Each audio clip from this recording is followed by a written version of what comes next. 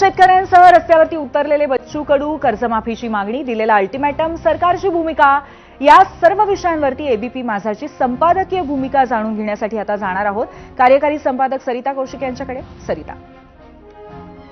धन्यवाद पूर्वी.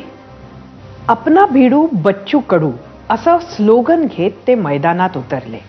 दिव्यांगांचे, शेतकऱ्यांचे, उपेक्षितांचे प्रश्न ते मांडायचे. अनोख्या पद्धतीनं आंदोलन करत लक्ष वेधून घेण्यात त्यांचा हातखंडा.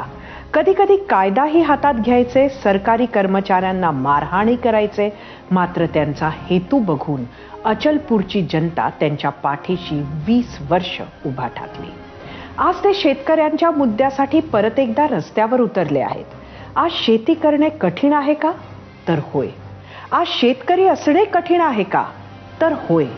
जगाच्या पोशिंद्याला स्वतःच्या मुलांसाठी स्वप्न बघण्याचा अधिकार राहिलेला नाही. त्याच्या मुलांना कोणी मुली द्यायला तयार नाही. अनेक एकर शेतीचे मालक असलेले तरुण मुंबई, पुण्यात काही हजार पगारासाठी धक्के खात आहेत. त्यामुळेच विरोधात असताना याच सर्व कारणांमुळे सर्वच पक्ष हे शेतकऱ्याला कर्जमाफी व्हावी या बाजूने असतात. पण सध्याची सत्तेतील मंडळींसमोर वेगळाच पेच आहे.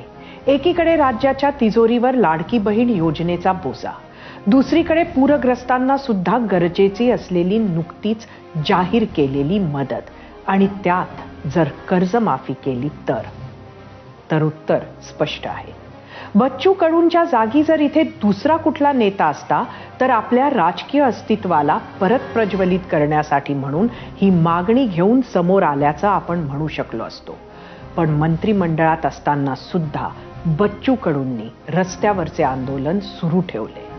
पण आज रस्त्यावरचे आंदोलन करत असताना मुख्यमंत्र्यांनी बोलवलेल्या बैठकीला मात्र ते किंवा त्यांचे प्रतिनिधी मंडळ गेले नाही, हे विशेष. काही मागण्या ह्या पॉलिटिकली करेक्ट असतात. शेतकऱ्यांची कर्जमाफी ही अशीच एक मागणी आहे. त्यामुळे इतर शेतकरी नेत्यांची सुद्धा सध्या बच्चू कडूंना साथ लाभली आहे. आज आंदोलकांनी 5 वाजेपर्यंतची मुदत सरकारला दिली होती, पण सरकारनं अजून तरी कर्जमाफीची घोषणा केली नाहीये.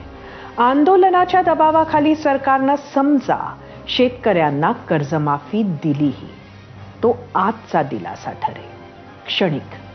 तोही महत्वाचा आहे.